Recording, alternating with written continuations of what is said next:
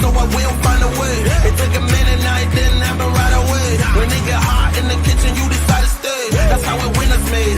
Stick a fork in the hater on my dinner plate. I walk into the fire like it's just a bit of flame. I switch my style up, watch the money pile up. I'ma get rich with life. What's going on, everybody? Welcome to the Clydesdale Media Podcast, where we are currently highlighting the athletes of the 2024 Legends Masters CrossFit Games, and I have none other than Hayley Murillo. What's going on, Hayley? Oh, just got some training in, and here I am, just ready to talk and have some good conversations. So, I've been a fan of yours for a while. I don't know if many people know this, but when I first got a job with Morning Chalk Up, the first story I worked on was you. Oh, really? That's so cool. Yeah, so that's super cool. I'm curious what story it was. So it was, I started working for Morning Chalk Up in 2021. You were at the West Coast Classic, and you had to repeat the Snatch Ladder you had done in 2016.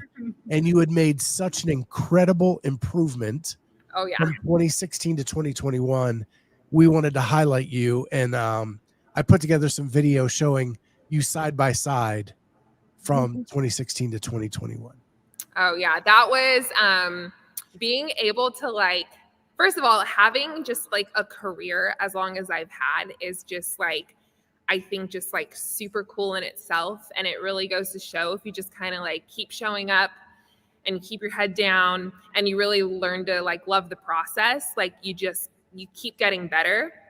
And so being able to repeat that probably at the peak of my career, when I felt the most fit, was so exciting because I also had my husband at the end of the lane at West Coast Classic. And back to the first time I did that, I couldn't get out of the first bar. You had to hit I think a minimum of 1 or 4 snatches. I can't remember, but I hit the minimum. And then the next event I actually got DQ'd because I couldn't do a strict muscle up. So that year it sucked. But I think that year was there was so much, there were 2 ways to go, right? I could have just been you know what, this just isn't for me. And I could have quit. Or I could have just gone back and tried again. And I chose that route. And it was so special to finish that Snatch Ladder. And sometimes too, I knew I could finish it. Because in training, I mean, my numbers have gone up so much since 2016 and it's also just when you're under pressure and you have time gates and stuff, you don't know what's going to happen, right? You don't know if it's going to be an off day or whatever. So when I finished that, just the celebration and the joy, I didn't even care what place I got. It was just dude, I just did that. And I couldn't even do that, years ago. So that was one of those moments, I'll never forget either of them because one of them lit a fire and the other one just made me I was just I can do this, I can do this. And I did do this, and being able to just share that with people, I think is really cool. Yeah. To go from not even making it out of the first bar of 10 at what, 125? 135, I think. 135. Yeah.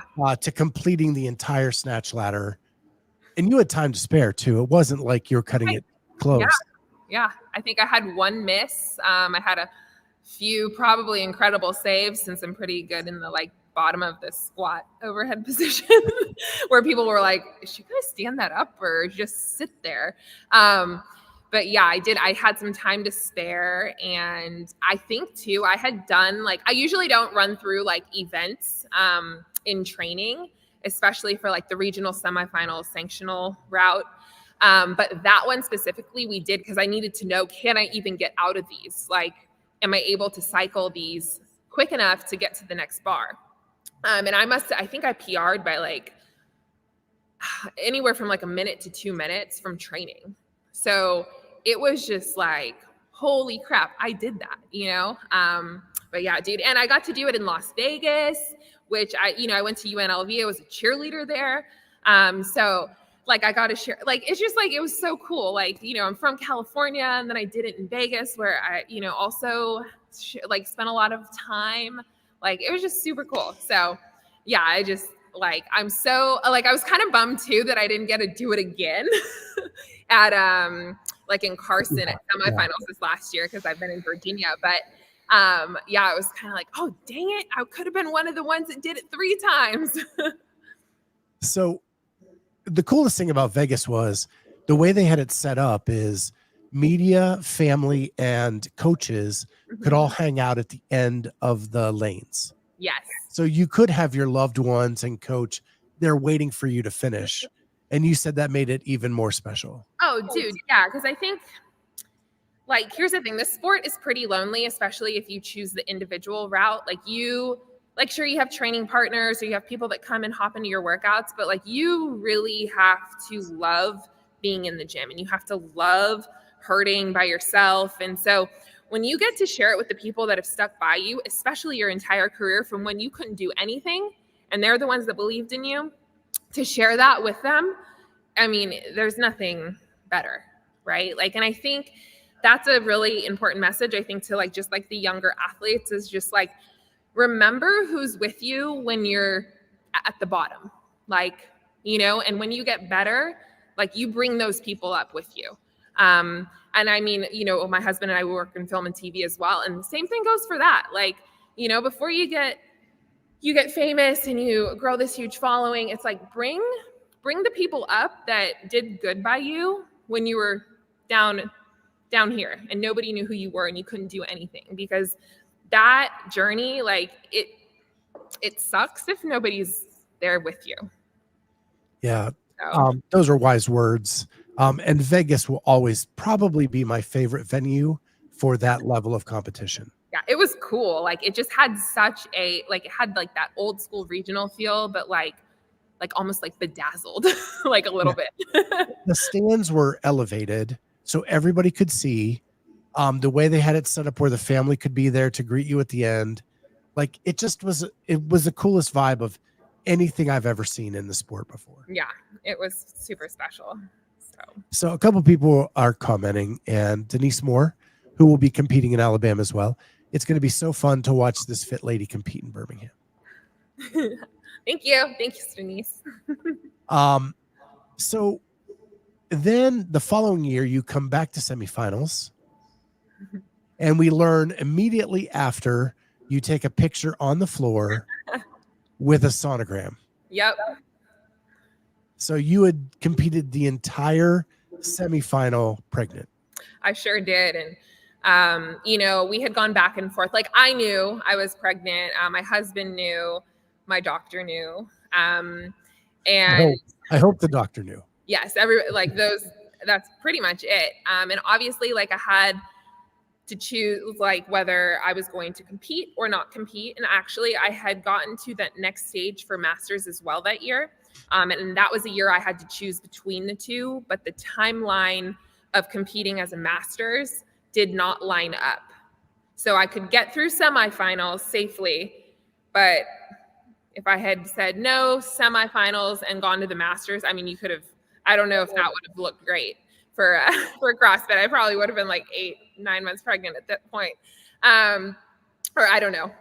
I don't really know the timeline, so don't get mad at me for saying that, anyone. But yeah, so I had to choose between the two. I chose to compete at semifinals. And obviously I could have announced it and I could have shared that news with everyone before going into the weekend. And I kept going back and forth because I knew I wasn't going to do great at specific events after, you know, being pregnant for a while and just kind of like feeling like kind of how my body felt. So I don't know. I decided, you know what, I'm just not going to tell anyone. I'm just going to kind of get through the weekend. And then we'll announce it after. So, and I just like, for me, like the competitor in me, like I didn't want people to know that I was someone that they could just beat. Like, I think that was kind of my mentality. Maybe not everybody operates like that, but for me, like, I just didn't want to use it as this excuse. I didn't want them to think like, oh, don't got to worry about her. I kind of wanted them to still worry a little bit, you know, because like there's going to be specific events that I can do well on. So yeah, I just did it. I had some fun. I didn't feel awesome. There were moments during the like certain workouts where I'd look down at my husband in my lane and I'd be like, nope. You know, I was just like, man, I'm already redlining. You know, I think there was a 400-meter run, sled push, chest to bar, wall ball workout, which normally would be something I'm just like, oh, I love this. And 2 minutes into that, I was like, well, this isn't going to go well, but I'm just going to keep working through it. So, you know, it's one of those things where it's like, I knew it wasn't going to be this insane performance, but I wanted to do it anyways. And it was my spot, and I kind of wanted to use it because I think a lot of times, like, you don't know if you're going to be able to make it back. You don't know if that year's your last year. You don't know, you know, life happens. And so for me, like, just enjoying every moment and every opportunity I'm given to be on the floor, I think is something I've always been willing to do, regardless on how I'm feeling going into it, you know. And I think that just comes from a lot of like experience and, you know, just kind of how the CrossFit season operates, right? Like you just kind of like, it's all the time, you know, and you can sit back and say like, oh, I'm going to wait. I'm going to peak in 2 years. I'm going to train and do this. And I'm like, yeah, but those moments start to pass by. And then like, maybe you don't get out there again, you know? So for me, like just taking opportunity that I'm given when I have it is super important to me. So the funny way I found out was I'm really, really good friends with Dex Hopkins. Oh, And he came up to me and he said, I know something you don't know. I was like, what? And he took his camera and he flipped it to me. And I was like, what? yeah. And then it became a secret. That's I didn't pass on. Yeah. Yeah, that sounds exactly like something Dex would do. Yeah, no, he's great. He took our photo for us. And it was funny too, because there were lots of people around, but I don't think anyone caught on to what was happening because the competition had just ended. So everyone was kind of like taking their own photos and doing their own thing. And yeah, like I was kind of like, Josh, I don't want to take this photo right here. Like, this is weird. Like people are going to know, and we didn't even announce it, but I rolled with it and it worked out. So. Yeah. So I want to touch on a couple things that have changed in your life kind of privately, and then we'll get back to the games. So I've always known you as a California girl, right? And you have moved across the country to Virginia. Yep. You work in film and television. How does that work from Virginia? So basically, I'm trying to think how to like kind of put it all in a nutshell. But so I am born and raised Los Angeles. That is my hometown. That is home for me. Like that's all I really know, right? Minus the traveling here and there. So my husband and I, we relocated to Virginia to train Hayley Adams this last year. I worked out with her and trained her and coached her every day leading up to July, I think, about 5 weeks before the games. She headed back to Mayhem. So we relocated. And if anybody knows my husband and I, like we're very much like all in. So if we're going to do something, we're going to go all in. And we're just going to, on our end, do everything we can to crush it. So that's kind of what happened. We saw an opportunity where we could really help someone come back. And Josh and I, like as a team, I feel like it was a great fit. You know, given as much experience as we have had in CrossFit over the last 12, 13, 14 years. And so that's kind of what happened. But yeah, so anyways, we made that move. And Josh, actually, he still is working for like a company based out in California. So we're still very connected. We're still part of the union. And for us, it's like, it's okay to put things on hold and come back to them. So that's kind of what we did. And, you know, obviously like the game season didn't pan out like the way everybody wanted it to, right? But what I can say is like Josh and I, like we put everything we had into this season and it was awesome, you know? And I think sometimes like a lot of athletes, like you have to remember that like you cannot be an athlete at this level forever. And there is other opportunity in the space for you to grow and to still be part of it and to still be able to give back in really special ways, because it's something that like I feel like if you don't walk the talk, sometimes like you don't understand the whole thing. And so like I just felt like after having a baby, you know, I'm 37 now. Life priorities are a lot different. And so, yeah, I think just I'm gonna cry. Yeah, this always happens. But like being able to just like give back to a sport that I love, I think that it kind of like just this last year like was set up perfectly. And I really think that more athletes should really look at that, especially like when you're transitioning into the masters divisions and stuff. Like there's still room for you to be like super connected, because like whether you've gone to the games or not, like you have so much wisdom that you can pass down to younger athletes and help guide them. And they need people like I wish everybody had like a Josh or like, you know, like just somebody like with them all the time as they were going through this like alone, you know, because like I said earlier, it's a very lonely endeavor. And you give literally everything you have to this sport, and sometimes it gives you like maybe a fraction back. So yeah, I just think that there's, you know, I wish, like, I hope that like people that are in the space like don't just like want to like just compete forever, right? Like I want them to like compete and maybe like do a podcast or do like, you know, just like coach or anything, really like help on the mental side of things. Like I think that is something that like holds a lot of people back, is not having the right like mind, you know, or training environment or whatever it is. So yeah, that's kind of like what's happened. We just like went all in on something, and we're still connected and still doing film and TV.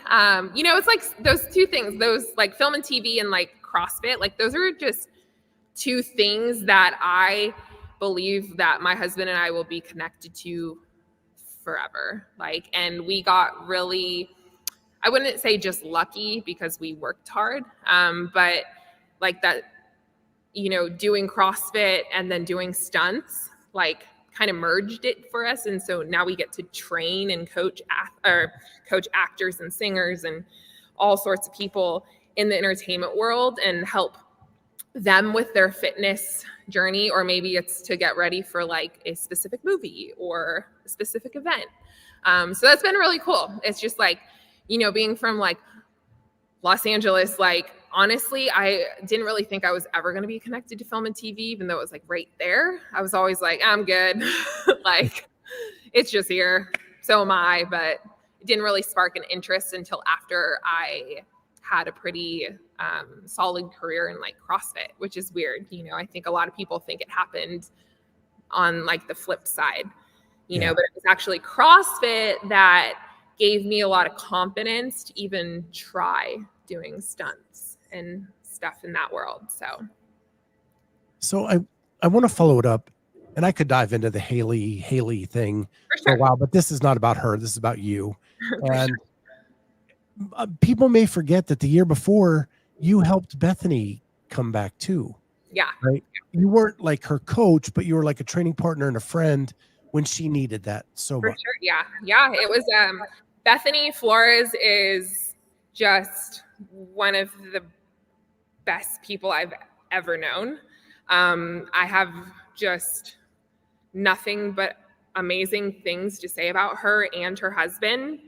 And, you know, it was one of those things where it's like, sure, she needed me, but I think I needed her as well, especially coming back after, well, I was actually still pregnant, I think, and then I came back. So it was like, she had like both sides of it, but like, she was coming back, and like I reached out to her. I was like, oh, hey, I just saw you moved to LA, like let me know if you want to work out, like because LA is like a pretty big place. I'm pretty connected to LA just because I grew up there, so I have lots of like different little groups that have nothing to do with CrossFit. And she responded, and we got together, and she'd come and train like in my like tiny little garage out there. We do a bunch of cardio pieces, and then I'd go over there for her, and then the open happened, and then we just kind of like stuck together throughout the entire season. And it was like a really special time, because like I think too, people forget that like there's a lot of people that are more like you, when you're competitors than you think. And I think that everyone puts up like this, like, just this like wall. And so they never really get to know their competitors, and they don't build these friendships that can last a lot longer than your career as a CrossFit athlete. And I just really encourage people to like find people like that in this space, because they exist. Because like, I don't know, like I said, like Bethany, like she showed up for me, like not just for like CrossFit events, but for just life events. And yeah, and watching her, the last couple of years we went to Rogue and helped her with like her media and everything. And then her performance this last week, like it was really cool, because she's made some really big improvements, and she looks great. She looks healthy. She's happy. So yeah, I just have nothing but good things to say about that one. So how would you answer this question? Hayley is A, an athlete, or B, a coach? Myself, like me, yes. Hayley? You, Hayley. It really, I think, depends on the time of year. I would say the last year I was a coach. Then I was a training partner, and then I was an athlete. And then if there was like one before that, I would say I was a mom, and juggling all that. But I would put that in that order. I would say these last week right now, like gearing into the Masters, I would say I'm an athlete all of a sudden, and I'm trying to like get everything in order and get ready to compete. But there has to be like a mind shift, because when you are coaching someone else, especially at a high level or helping others, it's not about you anymore. And you have to be okay with putting yourself second. Right. And like with Bethany, like I knew like, okay, we got to get this girl to semifinals. I'm not going. And then with Hayley, we had to get her to semifinals and then to the games. And so there was a lot of, okay, what do they need? How can I help? And then I'll go and do it. Like, is my position to watch and help calculate and count things and set everything up? Or is today the time where, I can actually help pace them? Because luckily, like I do have like a skill set where I can kind of come in and like help push the pace on certain things, not on everything. But there are certain events where I can like be like, okay, I can be like the pusher, So yeah, I think that's a great question. I do feel like it has like kind of like waves to it, right? Like, cause I don't know if everybody knows this, but I got backfilled into Masters this year. I did really well in quarterfinals. And then the Master qualifiers came out, and I think I got like 41st or I was like right outside of the line. But anyways, I got that last ticket, so I'll still be there, guys. But it wasn't my priority, going to semifinals wasn't even in the cards this year. And the fact that I was pretty dang close getting in on the East side was like, wait, what? Where am I? So a lot of that like kind of just happened. And I think that just had a lot to do with the people I surround myself with. Like this gym I'm sitting in, this is 460. It is an amazing community, and it's beautiful. And the owner, like Velvet, she's awesome and one of my favorite training partners. But I do think a lot of this is all happening because of the people I'm placing around me daily. So, yeah. So now that it's your time, you have a month now down to what, 2 weeks? Yes. How long have you been able to give yourself priority? Not a lot, you know, like I'm not going to sit here and say like my lead up has been perfect. I think a lot of that has to do with like, we have a baby. She's now sleeping. She's 20 months. And if anyone's seen her on Instagram, she's wild, man. She can jump over boxes. She's doing burpees, squats, like hanging on the bars. And so I've been juggling a lot of that and like, you know, being okay with like shifting, kind of like when I train or like my pieces or, you know, just stuff like that. Or maybe I have to take an extra rest day, you know, or like when we were at the games, like I didn't train very much. We were just in Nashville. I got to do some workouts with Will Murad. And so I think like, you know, I'm just going to put this out there. I've been, you know, since I did a couple with him, I mean, I might as well just be like super fit now. Right. But so there's been like great moments and there's been moments of like, dude, am I putting in enough time? Because in the past I was putting like my whole life was, you know, training. So that's a great question, right? When you're competing in the elite division, it's about getting volume in. It's about, you know, and I'm talking to masters athletes who are saying like, it's different now. It has to be different, right? I have a life. I have a full-time job. I have kids. It has to be different. Yeah. Are you struggling moving from what used to be to what is okay now?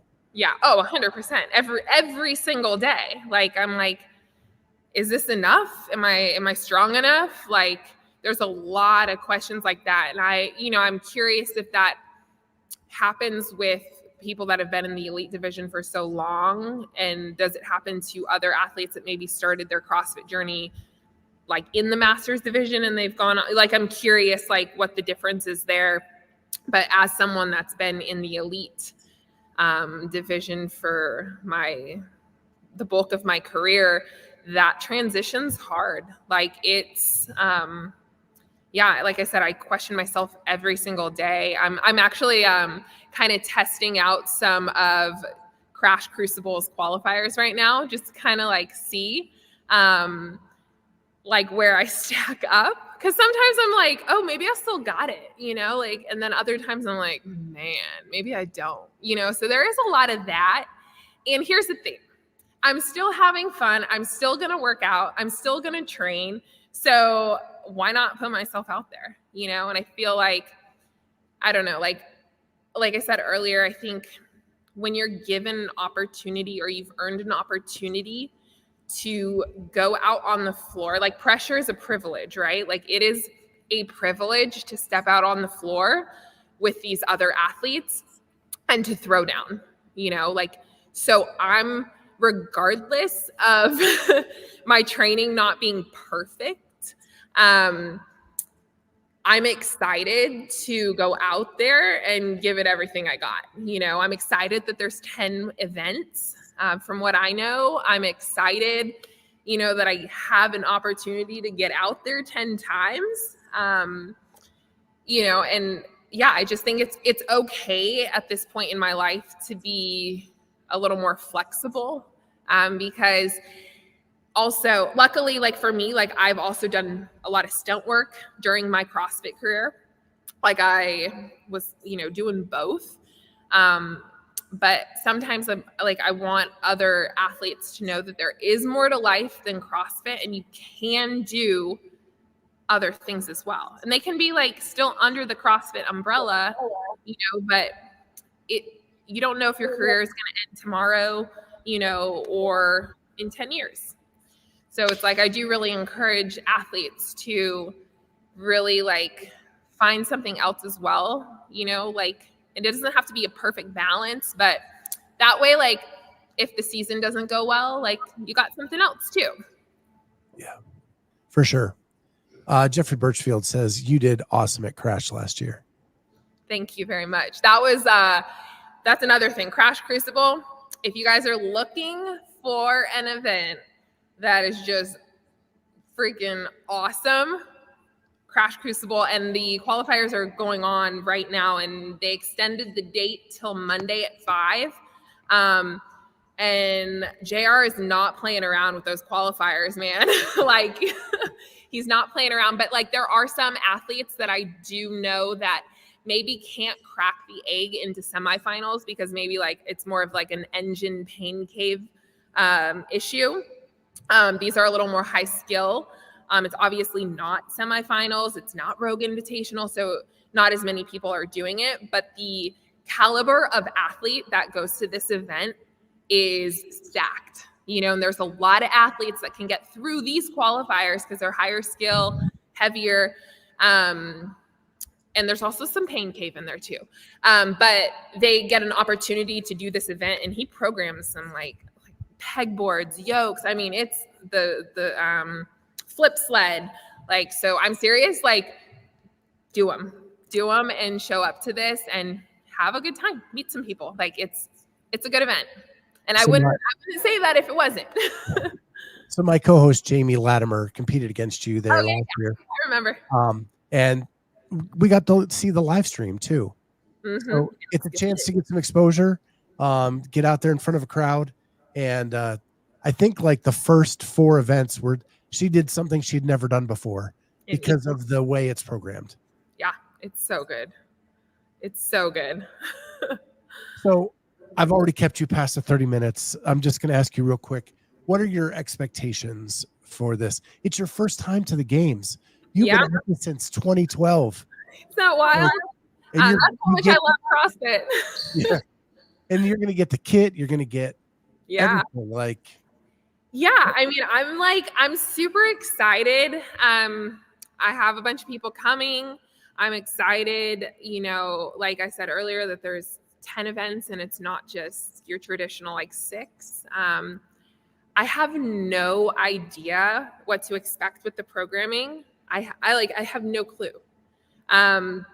So here's the thing. No matter what the workouts are, I'm going to have a great time.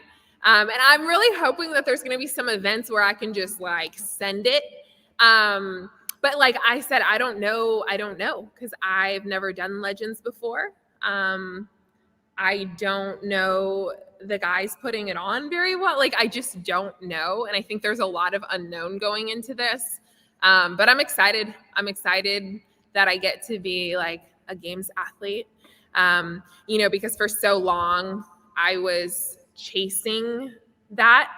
And I think most people know, like, I've done pretty much every large competition at the elite division except for the games and Rogue Invitational.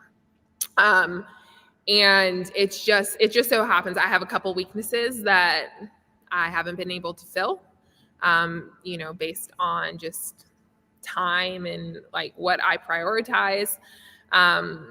But I'm excited. I'm just excited. Like, I don't know. I hope it feels good, but like for me, like I'm just someone that's just loved the process. So the end result it matters, but did it? Like, I don't know, you know, like, I don't know, because yes, I like chasing something and yes, I like qualifying, but it didn't stop me, like, you know, like for the last 10 years of trying. So I don't know. Like, I actually went to high school with Allison Felix, who's a very decorated track star, Olympic gold medalist. I don't even know how many she has. And there was one year she got silver, and then her next Olympics, she gets a gold medal, and she stands on top of the podium and gets the whole celebration. And she's like, it didn't really feel much different, you know, but like she thought it would feel so much different, but really it's the pursuit. It's just you showing up every day. It's you doing something hard and just accomplishing like the little things. So I'm excited. I love a live event. Like, I like being on the floor. I like pressure. because I think that's when you do things like you didn't think you could do.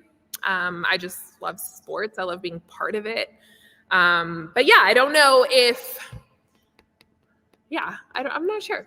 So the one thing I am sure of from getting to know you behind the scenes a little bit is that you're going to soak in the whole experience. Yeah. You are not going to let the nerves take away your enjoyment, because I'm assuming your husband's going to be there. Oh yeah. And you're going to share in that experience with him. Yep. Are you bringing your daughter? Yep, she's coming. Hopefully we can keep her off the floor. Yeah, that would probably be key. Yeah, I know, right? Could you imagine? Yeah, I'm excited to share this weekend with people that I'm close with. Because like I said earlier, if you chase this pursuit and you have nobody standing next to you at the end of it, it wasn't worth it. Yeah, said very beautifully. Well, I want to thank you so much for being here. Me and my team are going to be there. We got permission to do behind the scenes. Oh, so we're doing a behind the scenes documentary, just like the Elite Games gets. We are doing for the Masters CrossFit Games. That's awesome. So Ellie Hiller and myself will be backstage, chatting with you guys. We'll have a couple of videographers out on the floor, and we'll hopefully put together something really cool for you guys to look at when you're done. Awesome. I'm excited for you guys. That's really cool. I think there's a lot of I'm sure there's so many cool stories with the Masters and everything, because they've been through so much more life. So yeah, I think you guys will have a lot of fun, I think, chatting with a lot of people, That is what has been incredible doing these highlights, these profiles. Yeah, I'm sure. Everybody has a story. There's a guy in the 45 to 49-year-old division who won Fear Factor. What? There is. What?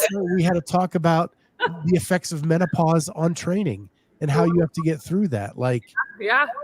The stories are just different. Yeah. It's crazy. Yeah. And there's even more crazy stories. I'm sure. And so we've been capturing them through these profiles, and now I want to highlight them when we get there. Oh yeah. Oh dude, that's gonna be awesome. That's gonna be so cool. Oh man. Well, I'm looking forward to seeing you. Yeah, you too. And I really hope that you guys are the first step to move forward in the CrossFit space, because you're what CrossFit's all about: being healthy, living longer, being more active longer in life. And that's what it's about. For sure. Yeah. I think that's why it's important for a lot of us to show up for this, right? I think this is a step forward. And I think that if we can just be there, regardless of the outcomes or where anyone places this year, especially, I think that will say a lot. Yeah. It'll do a lot more than we think. Well, thank you to everybody in the chat. We will see you actually in just about 20 minutes with Kelly Friel, 6-time CrossFit Games athlete. And with that, we'll see you then on the Clydesdale Media Podcast. Bye, guys.